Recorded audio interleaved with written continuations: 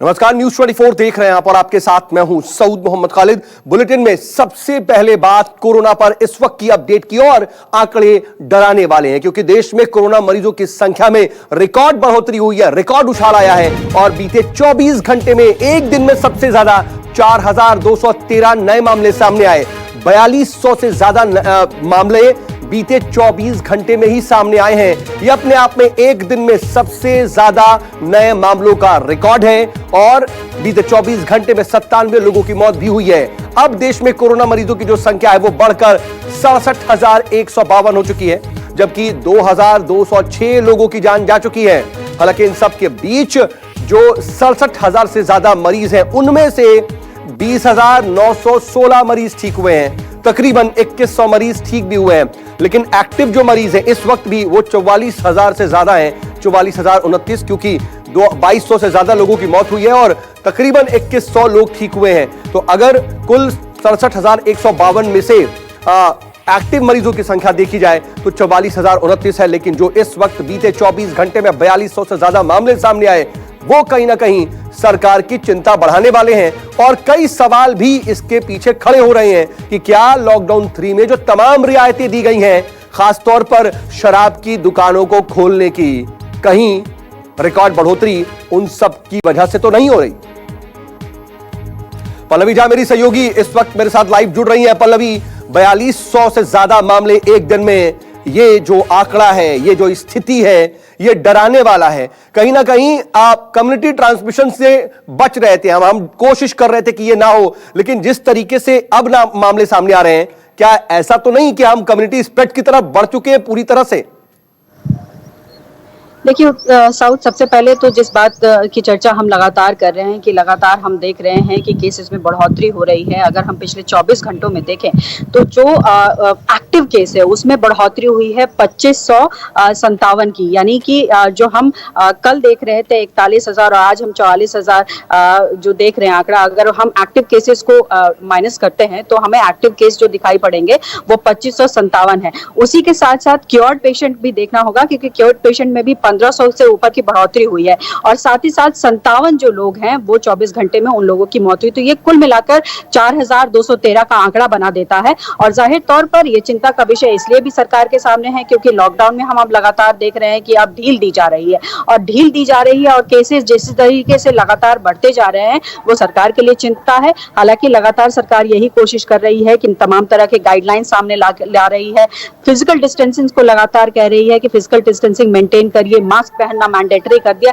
तो ये तमाम कवायद सरकार की तरफ से हो रही है। ऐसे में लोगों को भी समझना होगा कि अगर लॉकडाउन में ढील दी जाती है तो उसका किस तरीके से पालन करना है। लेकिन पल्लवी, लॉकडाउन में छूट की बात होती है, तमाम लोग ठीक है अपनी एसेंशियल सर्विसेज के लिए या जरूरत के सामान के लिए बाहर जाते हैं, वहां पर लॉकडाउन की धज्जियां उड़ती हैं, कहा जाए तो समझ में आता है, वहां पर सवाल खड़े हो सकते हैं। लेकिन शराब की दुकानों को इस तरीके से खोलकर वहां पर क्या हो रहा है, हम देख रहे हैं बीते कई दिनों से पूरा हफ्ता से ज्यादा गुजर गया, लेकिन वहां पर सोशल डिस्टेंसिंग नाम की चीज नजर नहीं आ रही है। इक्का दुक्का जगहों को छोड़ दी जाए तो बिल्कुल, आपका सवाल बिल्कुल जायज है क्योंकि अगर हम देखें तो स्टेट्स ने बेशक अपने अपने तरीके से जो है कड़ाई करने की कोशिश की है, लेकिन लोगों को समझना होगा। दुकानदारों पे भी अगर दुकान की दुकानों पर जाएं तो डिस्टेंसिंग को कायम करने के लिए उन्होंने सर्कल बना रखे हैं, लेकिन लोग जो हैं वो मानने को तैयार नहीं। और जाहिर तौर पर ऐसे में जो प्रयास सरकार लगातार करने की कोशिश कर रही है कि केसेस कम हो जाएं, जो एक यहाँ पर एक और भी चीज मैं बताना चाहूंगी कि जो हमारा डबलिंग रेट था वो काफी अच्छी तरीके से बढ़ रहा था, यानी डबलिंग रेट हम 11 दिन से ऊपर चले गए थे, लेकिन उसमें भी कमी आ रही है। तो वो भी एक चिंता का विषय है और इसीलिए लोगों को ये समझना होगा कि लॉकडाउन में आपको ढील इसलिए दी जा रही है क्योंकि आप को जो दिक्कतें आ रही हैं वो दिक्कतें ना हो, साथ ही साथ इकोनॉमी को भी चलाना है।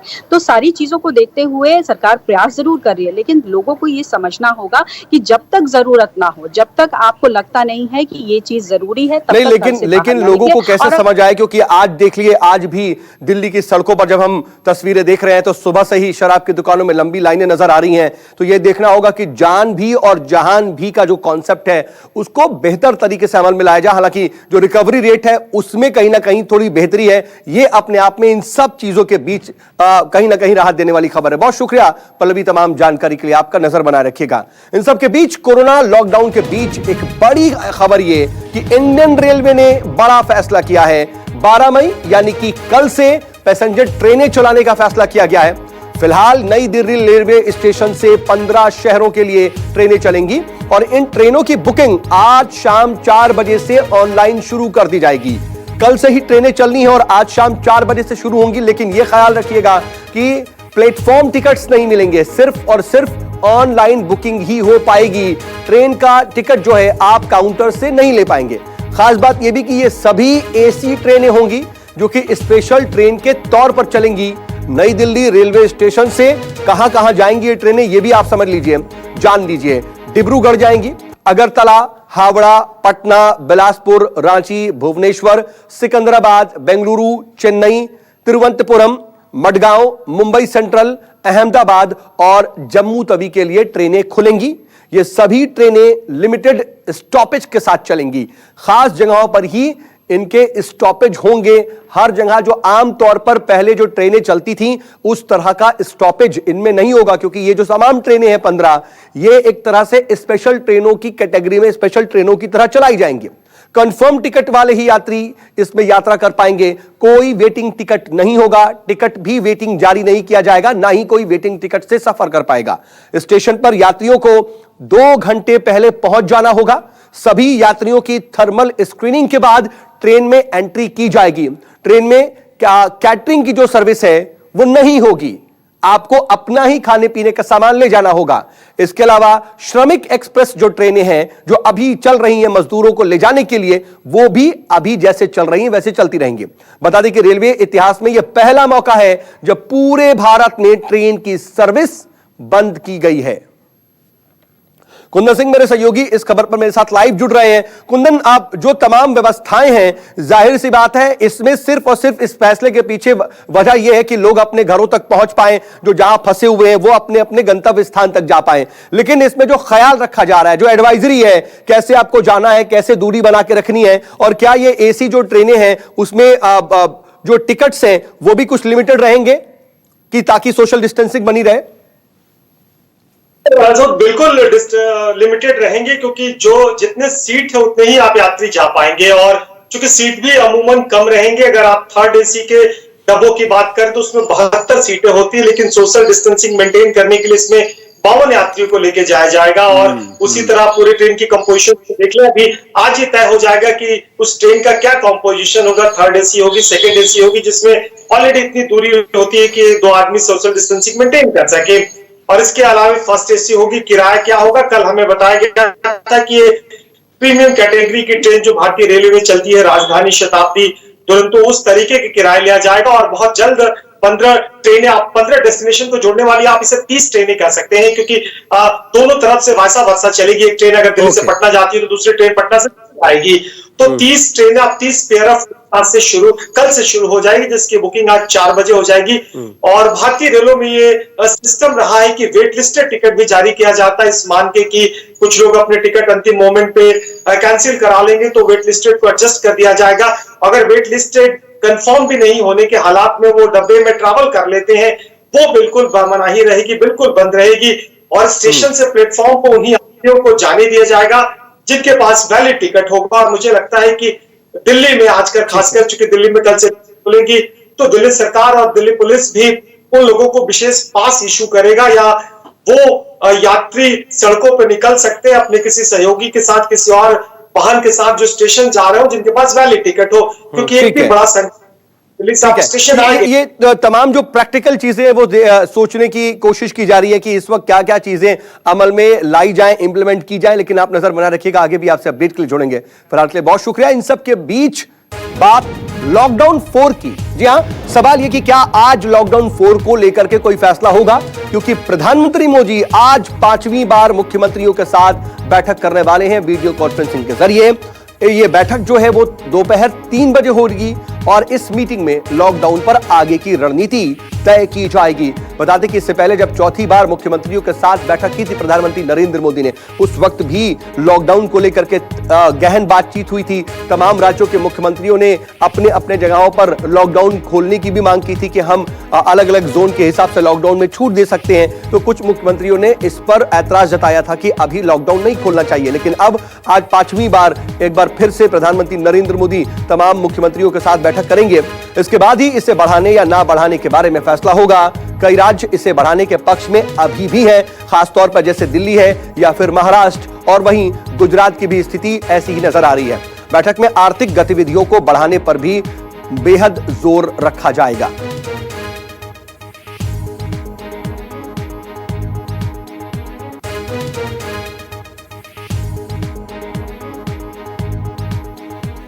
और इस वक्त मेरे साथ मेरे तीन सहयोगी जुड़ रहे हैं। मुंबई से इंद्रजीत सिंह जुड़ रहे हैं, तो वहीं पटना से अमिताभ ओझा, और न्यूज रूम से इस वक्त हमारे साथ मौजूद है हमारे एसोसिएट एडिटर अमित कुमार। अमित, पहले मैं आपके पास आना चाह रहा हूं क्योंकि आज जो अहम मीटिंग है, इस मीटिंग का एजेंडा मुख्यतः दो तरह का नजर आ रहा है। एक तो यह कि क्या लॉकडाउन आगे बढ़ाया जाए, नहीं बढ़ाया जाए, और दूसरा आर्थिक गतिविधियों को कैसे सुचारू रखा जाए या और बढ़ाया जाए। जी देखिए, ये पांचवी बैठक होने वाली है। पहली जो बैठक हुई थी वो 20 मार्च को हुई थी, जिसके बाद लॉकडाउन करने का फैसला लिया गया था। इसके बाद 2 अप्रैल, फिर 11 अप्रैल और इसके बाद आखिरी बैठक 27 अप्रैल में हुआ था, जिसमें इस बात पर सहमति बनी थी कि कई इकोनॉमिक एक्टिविटीज़ को खोला जाए। और इसके बाद जो गाइडलाइन आया जिसमें कि कंटेनमेंट जोन को छोड़कर जो रेड जोन था वहाँ तक भी गतिविधियों को छूट दी गई। आज जो बैठक है उसमें सबसे बड़ी जो अहम जो चर्चा होगी, पहली तो ये चर्चा होनी है कि जो गतिविधियों में छूट दी गई सब तरह के, अगर आप देखें ग्रीन, ऑरेंज और रेड जोन में, तो उसके बाद वहां पर हालात क्या हैं, राज्य के मुख्यमंत्रियों से पूछा जाएगा। राज्य के मुख्यमंत्रियों को पिछली बैठक में प्रधानमंत्री ने यह कहा था कि लॉकडाउन को कैसे फेज वाइज खत्म करना है, इसको लेकर हर राज्य अपने हिसाब से रणनीति बनाए, क्योंकि हर राज्य की स्थिति अलग है। कि जो 5-6 राज्य हैं वहां पर बहुत ज्यादा कोरोना संक्रमित मरीजों की संख्या है, लेकिन कुछ राज्य ऐसे हैं जहां पर गोवा हो गया, नागालैंड, मेघालय जैसे राज्य है जहां पर कुछ भी नहीं है संक्रमण। तो ऐसे में उनको तय करना होगा। तीसरी चीज कि ये मुख्यमंत्रियों को कहा गया था, प्रधानमंत्री ने जोर देकर कहा था कि आप अपने राज्य में ऐसे प्रयास करें ताकि ऑरेंज जोन से वो रेड जोन से ऑरेंज जोन में तब्दील हो सके जिले, और ऑरेंज से ग्रीन। तो ऐसे में मुख्यमंत्रियों से ये सुझाव लिया जाएगा, पूछा जाएगा, और आने वाले लॉकडाउन को कैसे खत्म करना है, क्या उसको, क्योंकि एक तरह रेलवे की जो अगर आप कह सकते हैं कि सीमित सेवा शुरू कर दी जा रही है 12 तारीख से, कहा यह जा रहा है कि 15 के बाद हवाई यात्रा भी शुरू की जाएगी रिस्ट्रिक्शंस के साथ। तो ऐसे में नेक्स्ट कोर्स ऑफ एक्शन क्या होना चाहिए उस पर सुझाव मांगा जाएगा और मौजूदा हालात को लेकर चर्चा की जाएगी। ठीक है। इंद्रजीत, मैं आपके पास आऊं, उससे पहले अमिताभ, जरा आप बिहार का हाल बताएं, क्योंकि वहां पर जो तमाम माइग्रेंट्स हैं, वो जो तमाम प्रवासी मजदूर हैं वो पहुंच रहे हैं, और ये जो मजदूर हैं उनके पहुंचने का सिलसिला जो जारी था, अब यह भी साफ हो रहा है कि इनमें से बहुत से कोरोना पॉजिटिव हैं। ऐसी स्थिति में आगे की रणनीति क्या होने वाली है बिहार की, और बिहार के मुख्यमंत्री अपनी तरफ से क्या बात रखने वाले हैं? कुछ इनपुट्स मिल पा रहा है क्या? देखिए, एक बात बिल्कुल साफ था कि मुख्यमंत्री नीतीश कुमार नहीं चाहते थे कि जो प्रवासी मजदूर हैं वो बिहार आएँ। इसका एक बड़ा कारण था कि उन्हें इस बात का डर था कि इनके आने के बाद कोरोना का संक्रमण फैलेगा, और उनकी यह जो आशंका थी वो सही भी साबित हो रही है। लॉकडाउन 1 के दौरान अगर हम देखें तो सिर्फ प्रतिदिन के 1-2 मरीज के हिसाब से संख्या बढ़ी थी, जो लॉकडाउन 2 में 21 हुई थी, और लॉकडाउन 3 के जो 7 दिन बीते हैं प्रतिदिन 26 मरीज सामने आए हैं। अभी ये आंकड़ा 700 से ऊपर जा चुका है, और इसमें बड़ी तादाद में जो पिछले एक सप्ताह के दौरान जो अलग अलग ट्रेनें आई थी, करीब 83 ट्रेनों से 1,20,000 के करीब मजदूर बिहार आ चुके हैं, और अभी 86 ट्रेन जो है वो आने वाली है, और करीब 1.5 लाख के करीब मजदूर आने वाले हैं। तो ऐसी स्थिति में बिहार सरकार के लिए इस बात पे फैसला लेना बड़ा ही कठिन होगा कि लॉकडाउन खत्म कैसे करें, क्योंकि लगातार जो संख्या है मरीजों की वो बढ़ती जा रही है, श्रमिक जो आ रहे हैं वो बढ़ती जा रही है। अभी बिहार में ग्रीन जोन को बिल्कुल खत्म कर दिया गया था, और आपको बता दें कि लॉकडाउन 2 जब शुरुआत हुई थी उसमें बिहार के सिर्फ 31 जिले प्रभावित थे, लेकिन आज की स्थिति में सिर्फ 38 जिलों में से 37 जिलों में कोरोना का संक्रमण फैल चुका है, और वहां से लगातार मरीज जा रहे हैं। तो बिहार में भी स्थिति बहुत ज्यादा अभी कम से कम इस वक्त ठीक नजर नहीं आ रही। अब देखना होगा कि क्या बातचीत होगी। लेकिन इंद्रजीत, अगर महाराष्ट्र की बात करें तो महाराष्ट्र में तो वाकई स्थिति बिल्कुल ठीक नहीं है। महाराष्ट्र और मुंबई में जो हालात हैं उसको देखते हुए आज क्या हो सकता है बैठक में?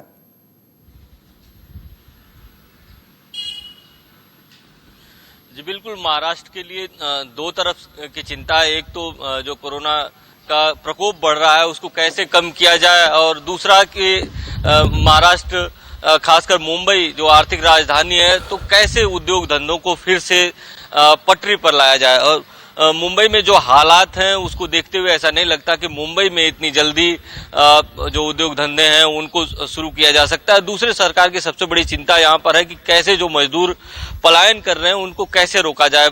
लोगों के लाख समझाने, सरकार के लाख समझाने के बावजूद भी मजदूर नहीं रुक रहे हैं और थोड़ी अव्यवस्था भी हुई है, क्योंकि पहले जो सरकार की तरफ से लोगों को फूड शेल्टर मुहैया कराया जा रहा था मजदूरों को, शायद उसमें कुछ दिक्कतें आ रही हैं और पहले बहुत सारी एनजीओ भी सामने आ रहे थे, लोगों को फूड और शेल्टर मुहैया करा रही थी।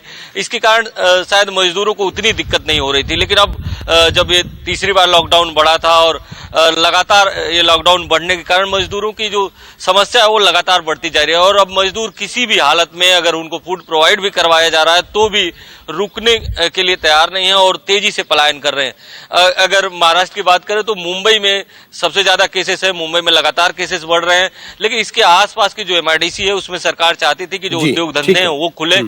कुछ उद्योग धंधे खोले भी गए थे, लेकिन बताया जाता है कि वहां पे लेबर शॉर्टेज हो गया है और सप्लाई चेन में काफी दिक्कतें आ रही हैं। अभी तक जो एमआईडीसी का आंकड़ा है करीब करीब 8 लाख लेबर शॉर्टेज है अगर पूरे महाराष्ट्र की बात करें तो, और ये आंकड़ा और बढ़ सकता है। जी हाँ, आंकड़ा बढ़ सकता है और वाकई स्थिति बिल्कुल ठीक कम से कम महाराष्ट्र में नजर नहीं आ रही है। लेकिन अमित, हम आज जो है मुख्य तौर पर जो आर्थिक गतिविधियों को भी सुचारू रूप से जारी रखना है तमाम राज्यों को, क्या कुछ ये अंदाजा लग रहा है कि लॉकडाउन 4 होगा, ये बढ़ सकता है, नहीं बढ़ सकता है, या फिर जो अभी व्यवस्था लागू है उसी तरह से रखा जाएगा, या कुछ पब्लिक ट्रांसपोर्ट को भी खोलने की कोशिश होगी? देखिए, कई राज्यों ने इस बात की मांग की है जो कंटेनमेंट जोन है उसको छोड़कर बाकी सब जगह में राहत दी जाए, क्योंकि एक अजीब से अगर कहें तो 2 महीने से लगभग जो आर्थिक गतिविधियां थी पूरी तरह से ठप था। पिछले हफ्ते 10 दिन से ये राहत मिली है, लेकिन ऐसे में तमाम मुख्यमंत्रियों की मांग है कि जो कंटेनमेंट जोन है उसको सिर्फ जहां जहां जिन इलाकों में संक्रमित इलाका है, जिनको एकदम कंटेनमेंट जोन माना जा रहा है, उनको छोड़कर बाकी सारी जगहों में एक्टिविटीज का अधिकार दिया जाए, क्योंकि बहुत जरूरी है। एक जो आर्थिक संकट, अगर आप जान की बात करें, लेकिन अगर दूसरी बात करें जहान की बात, जैसे प्रधानमंत्री ने कही थी, तो उस मोर्चे पर बहुत काम करने की जरूरत है। जो रेल चलाई गई है, जो कल से शुरू हो रही है, उसको लेकर भी बहुत सारा दबाव था केंद्र सरकार पर कि एक्टिविटीज जो रेलवे है उसको शुरू किया जाए। जो इंटर स्टेट रेलवे की बात है, श्रमिक जो स्पेशल है उसके अलावा, तो वो भी शुरू किया जा रहा है। तो अब ये बहुत महत्वपूर्ण है कि आज की बैठक में ये तय होगा कि क्या लॉकडाउन जो 4 है वो होना है कि नहीं होना। लेकिन हाँ, इतना तो तय है कि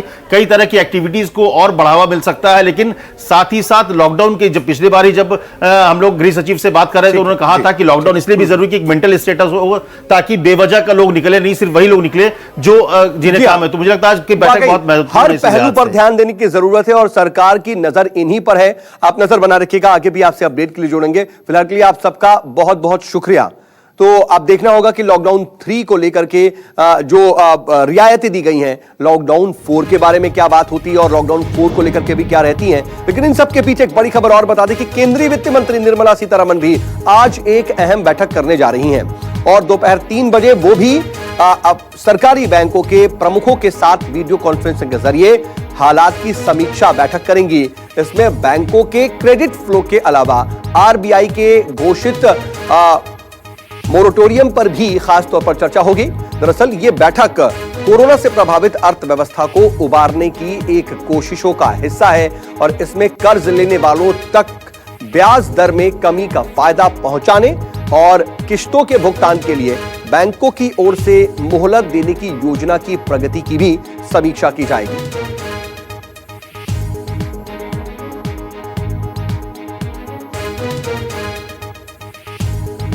और हमारे एसोसिएट एडिटर मनीष कुमार मेरे साथ इस वक्त लाइव जुड़ रहे हैं। मनीष, ये जो अहम बैठक है इसको कितना ज्यादा माना जाए कि अर्थव्यवस्था के लिहाज से अहम होने वाली है, क्योंकि खासतौर पर बैंकों के प्रमुखों से बातचीत करने वाली हैं?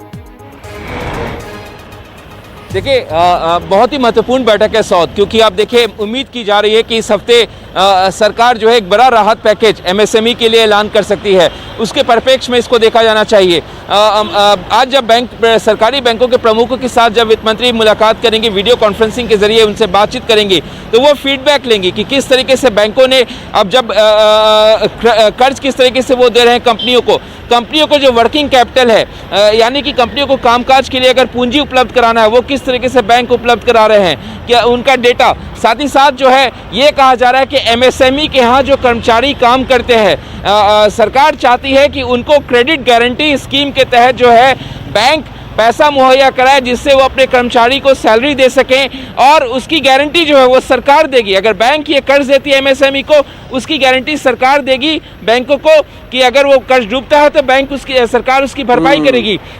इन तमाम पहलुओं पे उम्मीद की जा रही है कि वित्त मंत्री सरकारी बैंकों के प्रमुखों के साथ बातचीत करेंगे। साथ ही साथ होने के बाद बाकी के इनपुट्स आएंगे, आप नजर बना रखिएगा। अमित, हम आगे भी आपसे मनीष जुड़ेंगे जानकारी के लिए, आप नजर बना रखिएगा।